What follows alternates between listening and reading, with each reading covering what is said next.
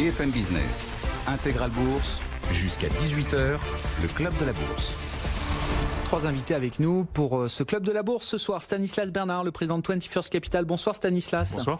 Étienne de Marsac à vos côtés, le responsable de la gestion Absolute Return de Sony AM. Bonsoir Étienne. Bonsoir Eva. Et Charles Saint-Arnaud, le stratégiste de Lombard Odier IM. Bonsoir, Charles. Commençons avec le Brexit. Alors, je vous apporte les dernières déclarations. On a eu la position de Paris exprimée par une source à l'Elysée tout à l'heure, citée par les agences. Theresa May doit revenir, alors soit avec un vote, bien sûr, ce qu'elle ne pourra pas avoir d'ici le Conseil européen, soit avec une proposition claire.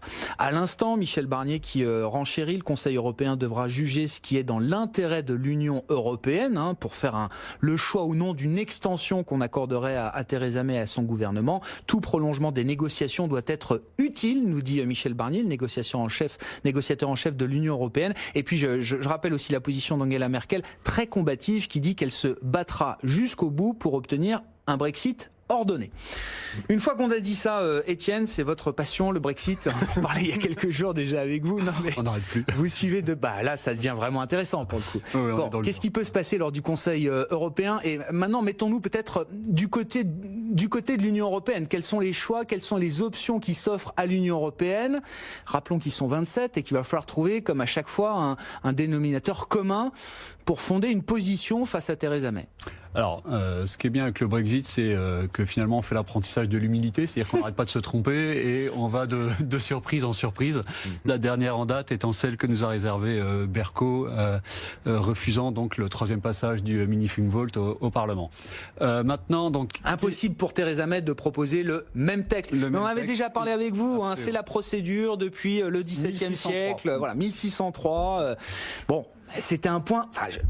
J'arrive pas à croire que Theresa May avait pas ce point de procédure en tête quand même. Mais bon. Mais c'est une convention. C'est une convention. Donc on pourrait imaginer qu'elle passe. C'est une habitude. Ouais, c'était une habitude de marché. Mais dans une démocratie parlementaire, visiblement, ça pose encore quelques problèmes de franchir et d'enjamber justement les conventions, quand bien même ce ne sont que des conventions. Non, après, c'est une décision qui est plutôt une bonne chose. C'est-à-dire que empêcher le Theresa May, le Premier ministre, de continuer à aller dans la même stratégie qui est cette stratégie circulaire, qui est de forcer le Parlement à voter jusqu'à ce qu'il vote bien. Ça paraissait plus très raisonnable et plus très viable. Donc là, on est en train de sortir de cette logique et de cette séquence. Qu'est-ce que l'on a du coup en vue? Soit un hard Brexit qui serait du coup hard Brexit accompagné ou non d'une période d'extension, soit une longue période, courte ou longue d'ailleurs, période d'extension octroyée par l'Union européenne. Donc c'est les deux choix qui deviennent un peu plus binaires que l'on a devant nous, avec peut-être ce petit point qui est intéressant de préciser, c'est que l'extension peut très bien être octroyée par l'Union européenne sans que les Anglais ne la demandent. Donc si Theresa May hésite un peu trop longtemps, et c'est ce qui est visiblement en train d'être fait, sur la période courte ou longue qu'elle devrait demander, l'Union peut tout à fait prendre de l'initiative et dire trancher, et dire bon, on vous donne en fait, on vous donne exactement 2 ans ou on vous donne 3 mois, puisque on a décidé de rompre avec cette séquence, et on vous donne 3 mois pour vous préparer à un Brexit qui sera donc un hard Brexit ordonné. Maintenant, il y a également une 3e petite musique qui se met en branle quelque part entre Bruxelles et Francfort, et qui est la flex tension. Alors la flex tension, c'est donc dans cet univers un peu de ski, de flexion et extension, ça n'a rien à voir avec le sujet, mais la flex tension, en fait, c'est l'extension flexible. C'est-à-dire que l'Europe pourrait accorder une période de 1 mois à 6 mois, par exemple, renouvelable, dans laquelle on dit aux Anglais... En fonction des milestones, des étapes franchies par le gouvernement britannique. On a bien compris qu'il y a des éventails du possible qui nous surprennent à chaque fois. Donc, on vous donne ce cadeau, débrouillez-vous, et puis revenez nous voir dans 6 mois avec ce que vous avez, sachant que finalement, le passage du Parlement, et donc la présence ou non de députés anglais au Parlement européen n'est pas nécessairement un sujet, parce que on pourrait anticiper finalement un raz-de-marée de députés Remainer qui seraient élus et qui n'iraient pas nécessairement bloquer toutes les décisions au sein de l'Union européenne. Ça, c'est le premier point. Et le deuxième point, c'est on voit mal pourquoi un député ardemment brexiteur dire, irait s'embêter à siéger au Parlement quand l'essentiel de l'actualité se fait chez lui à Londres. Et donc, in fine, quel est le scénario qui gagne le plus en probabilité aujourd'hui? Alors, le scénario, Étienne. Alors, on n'arrête pas de changer d'avis, c'est bien, c'est le problème avec le Brexit, mais l'extension, c'est sûr. Après l'extension, pourquoi faire? Soit pour accompagner un no deal, soit pour accompagner plutôt quelque chose d'autre, donc qui serait une renégociation du contrat, du deal, de l'accord de séparation. Et moi, j'ai envie de donner un petit peu de crédibilité à cette deuxième perspective, c'est-à-dire que si l'Union européenne finalement a la main, et on voit bien que c'est plus le gouvernement anglais qui l'a, eh bien, c'est dans l'intérêt de tous de donner une période longue et de s'octroyer plus de temps. Et ça préserve y compris l'intérêt de l'Union européenne. Ça, c'est une ligne rouge qui est marquée par Paris, par exemple, et même Michel Barnier. Il faut que ce soit utile. Il faut que l'Union européenne y trouve son intérêt aussi. Elle y trouverait son intérêt. Je pense, parce qu'on pourrait très bien envisager du coup que pendant cette longue période d'extension, la Grande-Bretagne révoque l'article 50, ne trouvant pas les moyens de signer un deal, révoque, et donc se maintienne dans l'Union européenne. Parce que la révocation, c'est j'affirme que je suis de nouveau membre de plein droit de l'Union. Je retire ma demande de sortie et donc je reste de nouveau membre de plein droit. Pour du moins que ce scénario d'un troisième vote se produise, il y a quand même un certain nombre de haies à franchir. Il faut convaincre Bercow, donc le président de l'Assemblée, qu'il y a eu une modification substantielle. Il faut convaincre Cox qu'il y a eu une modification également importante au niveau la garantie sur l'Irlande, sur l'Irlande du Nord. C'est-à-dire que la Grande-Bretagne ne sera pas condamnée à rester dans une union douanière toute sa vie.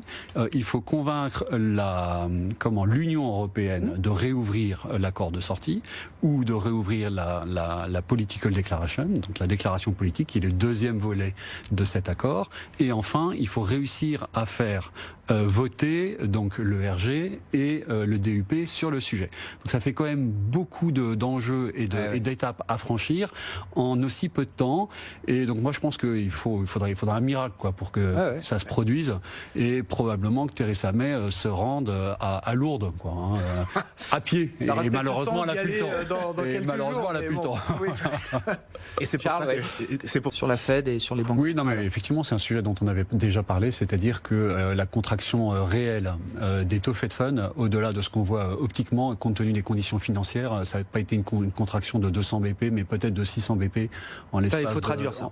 Donc de 6%. Oui, mais ça veut dire que le resserrement monétaire a été beaucoup plus fort que... 3 fois plus élevé que ce qu'on pensait, en termes de taille. Les hausses de taux classiques, 25 points de base tous les 3 mois, plus la réduction du bilan.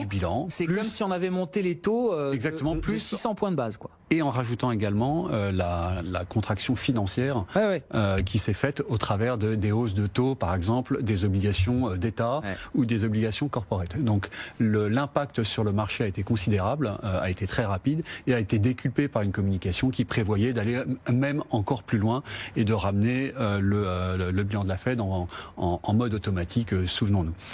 Moi je crois, si on revient donc à la Fed de jeudi, qu'il y a demain, il y a, dont on aura surtout connaissance jeudi matin, sauf pour ceux qui travaillent la nuit. Enfin la nuit c'est à 20h, c'est pas la Banque du Japon non plus. Alors, sauf si vous regardez la conférence de presse, auquel cas vous êtes attiré plus longtemps dans la nuit. Oui, jusqu'à 21h. Bon, on fera grosse nuit demain soir alors. Non, mais vas-y, Étienne. Comment? Du coup, vous m'avez perturbé. Demain soir. Non, mais je pense que c'est une fête qui est très importante parce que pour compléter ce qui a été dit ou peut-être légèrement atténué, moi il me semble qu'il y a énormément d'attentes qui sont déjà anticipées dans les marchés. Alors optiquement, dans la courbe des taux, vous avez 16 points de base, donc la moitié d'une baisse des taux qui est déjà anticipée pour l'année prochaine, donc entre l'année prochaine et dans 2 ans. Donc ce qui est différent finalement du discours actuel de la Fed, qui a plutôt tendance à dire qu'elle voit toujours une hausse cette année. Donc là, on a déjà un potentiel grand écart entre le positionnement de marché et le discours de la Fed. On a également, je pense, des attentes qui sont importantes, puisqu'on a les taux 10 ans qui se sont contractés de 80 BP depuis le mois d'octobre 2018. Le 10 ans, il est à 2,60 aujourd'hui, il était à 3,40 quasiment l'année dernière. Donc on a les taux qui ont baissé, on a le S&P 500 qui est tout proche de ses plus hauts, donc à 2% des plus hauts. Donc on est dans une situation d'accommodation, d'anticipation d'accommodation qui est très élevée, qui est générale, puisqu'elle touche pas seulement la Fed, mais également la BCE, la Banque du Japon, etc. Et donc il y a un risque de déception, et ce qui rejoint la position de la BCE de la semaine dernière, ou d'il y a 15 jours, c'est-à-dire comment faire pour ne pas décevoir les marchés face à des anticipations qui sont déjà extrêmement accommodantes. Mais même moi, j'irai en 100 mois. Mais la Fed est déjà en train de changer de discours et de framework, enfin d'environnement de réflexion, ayant annoncé que finalement elle passait d'un objectif dual qui était croissance et inflation à un mono-objectif qui est que l'inflation. C'est-à-dire que depuis 2009, la mesure de l'inflation de la Fed, qu'on appelle le core PCE, n'a été dépassé que 2 fois. Donc c'est l'objectif prioritaire aujourd'hui. C'est l'objectif prioritaire, tout faire pour générer de l'inflation, de sorte que les dettes, le stock de dettes se dévalue. Donc moi il me semble qu'on est encore un petit peu en amont éventuellement de ce qu'on pourrait percevoir comme étant une exubérance de marché et qu'il faudrait calmer peut-être au cours du 3e trimestre. Je pense qu'il y a encore de la place, et si la Fed devait refaire un U-turn après son sens inverse effectué au mois de décembre, là on créerait une volatilité qui serait U-turn, difficile. ils ont dit une pause, c'est pas forcément une pause infinie. Alors ils ont dit une pause, ils ont dit finalement on arrête la réduction de la taille du bilan, on revoit nos instruments, on est auto-neutre, c'est plus qu'une remise en cause de tout la... Donc là c'est gravé pour vous d'une certaine manière, c'est difficile d'envisager. Il y a une séquence à respecter. Je pense que cette séquence elle est rythmée également par la force du dollar. La Fed veut absolument pas être la seule banque centrale générant une appréciation de sa devise lorsque toutes les autres essayent au contraire de recréer un petit peu de marge d'inflation en baissant leur devise, et donc elle veut pas être la première probablement à être au quiche comme on dit. Et le marché continue de monter. Ouais. Oui, non, assez d'accord. C'est surprenant, Étienne. Chaque semaine, on a l'impression que c'est encore plus surprenant d'une certaine manière. C'est ça. Ce qui est surprenant, c'est que ça continue tous les jours un peu plus. Néanmoins, donc nous, on est plutôt ruscone, mais sans être naïf. C'est-à-dire qu'on relève que les flux ou les conditions macro ne justifient pas une telle montée. Néanmoins, l'environnement banque centrale, lui, a quand même totalement changé. Et ça, on est obligé. C'est le facteur qui emporte tout encore aujourd'hui. On est obligé de le reconnaître. Et donc, ce que l'on voit, c'est ce que les Anglais appellent the fear of missing out, c'est-à-dire la peur d'être en dehors de cette hausse et donc d'être forcé dès la moindre consolidation à en remettre. Qu'est-ce qui met fin à cette situation ? C'est quoi l'alerte ? C'est quoi le signal qui dit voilà, tout le monde est dans le marché, tout le monde en a profité un peu, beaucoup, énormément, et maintenant ça va s'arrêter ? Une banque centrale qui monte ses taux ou qui l'annonce. Alors là, ça va calmer tout le monde. Une grande banque centrale. Dans la balance, il y a le risque de supprimer entre 10 et 30 000 emplois. Et ce risque-là, voilà, il faut bien le mesurer, effectivement. Est-ce que c'est un risque plus important que de laisser Deutsche Bank régler ses problèmes toute seule, ou je sais pas, se résoudre autrement ? En tout cas, pas un sujet évident. Étienne, et puis Charles. En effet, des considérations sociales ou politiques auxquelles on est plus habitué en France. Moi, ce que je trouve quand même intéressant dans l'idée de cette fusion, c'est que le secteur bancaire en Allemagne est l'un des secteurs les plus fragmentés en Europe. C'est-à-dire que si vous faites la somme de toutes les banques allemande, vous tombez sur un nombre qui est supérieur à la somme des banques dans l'Union européenne.